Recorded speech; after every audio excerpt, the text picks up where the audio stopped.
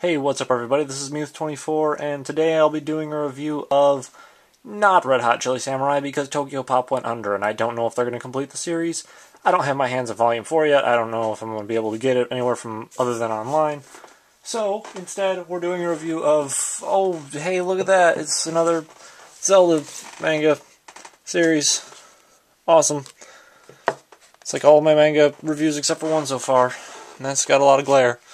I'm going to fix that. There we go. So, much like with Ocarina of Time, this one is split into two parts, and it kind of plays out in a similar way. Not anything to do with the story necessarily, but just the way that the story has more time to develop, and the fact that it's very character-driven. Of all of the Zelda mangas I've read so far, this is probably the second best, next to Ocarina of Time. I still think that Ocarina of Time has the best storytelling of all of them, but this one's a very close second. And the reason that it is that way is because it's so loosely based on the games. I mean, for anyone who's played the Four Swords games, you know it's not about story. It's about the multiplayer aspect of it. The Four Swords games don't really have any story to speak of. There are some games in the same vein as those, or at least in terms of the same art style of those in Wind Waker, like the Minish Cap and the Minish Cap, that have more of a story. But the Four Swords have always been about the gameplay. So they went ahead and took some very creative liberties on who the four Links are and who Shadow Link is.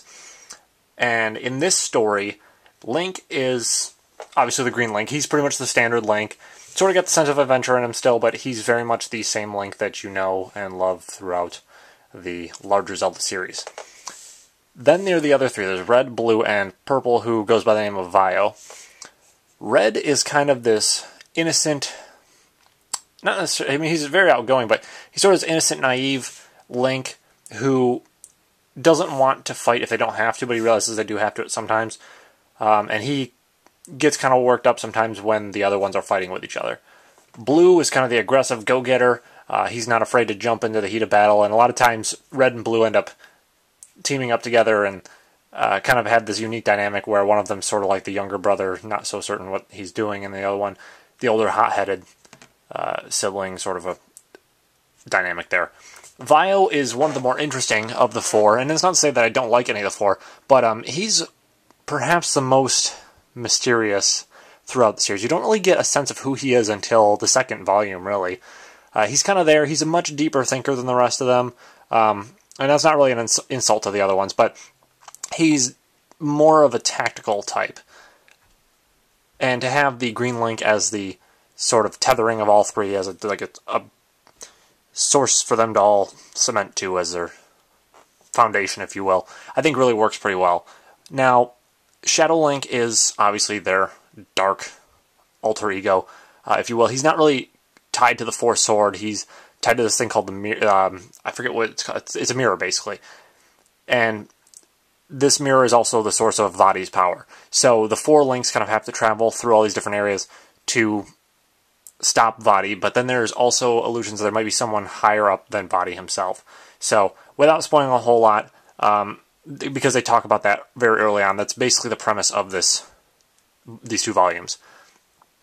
Now, for the sake of making it longer and making you care about the characters a little bit more, there are points where they split up and there are points where they fight with each other, and I think it works pretty well. You get a sense of who each different Link is during those sections, because you'll have a section entirely devoted to Red and a section entirely devoted to Blue, and so on and so forth. Now, one thing that's pretty interesting is to see how they incorporated elements of all the other stories into this one, or all the other games, rather. There's some very heavy references to the Wind Waker and A Link to the Past in this. There's also some references to some of the older Zelda games, in the sense that this is more like a untamed world that they're traveling through. But yeah, if there was one that I'd say it was most closely related to, probably A Link to the Past, which makes sense, because if anyone's played like Four Swords Adventures, you know it's basically running off the same engine as A Link to the Past was, or it's the same layout for the game. And there's some levels that you'll revisit in that bear very heavy resemblance to A Link to the Past. So if you enjoyed those games, or enjoyed the mangas that are based off of them. I haven't read A Link to the Past, so I don't know for certain if there's any sort of tie between the manga adaptations. But if you like those games, sort of a similar vibe going on here.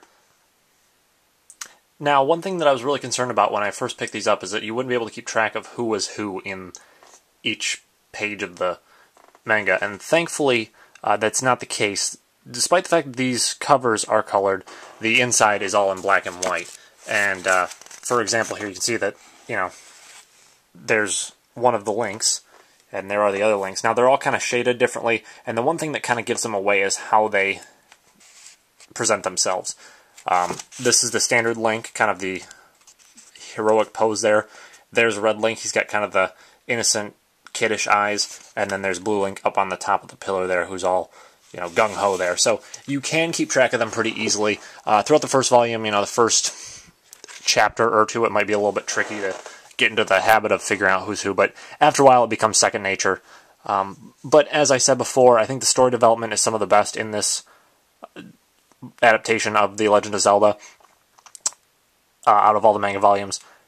I wouldn't say it's quite as good as Ocarina of Time, but it's certainly up there. It definitely takes on a different style of approaching that, and I think it works really well. The third best, I'd say, is still Majora's Mask. The only problem that I have with that is it's just so condensed, and they don't really cover a lot of the side stories in that and the side quests, and it's so side quest driven, the game, that cutting out all that really removes a lot of the meat and potatoes of the whole experience of Majora's Mask. So with this one, it's not really tethered to the game, so for someone who's more invested in a story like that, where it's, you know, a very close adaptation of the game, probably not your cup of tea. But if you like these creative takes and some of the liberties that they're taking with making these into manga volumes, I'd highly recommend Four Swords. I think it's a really neat story, and the characters are very amusing.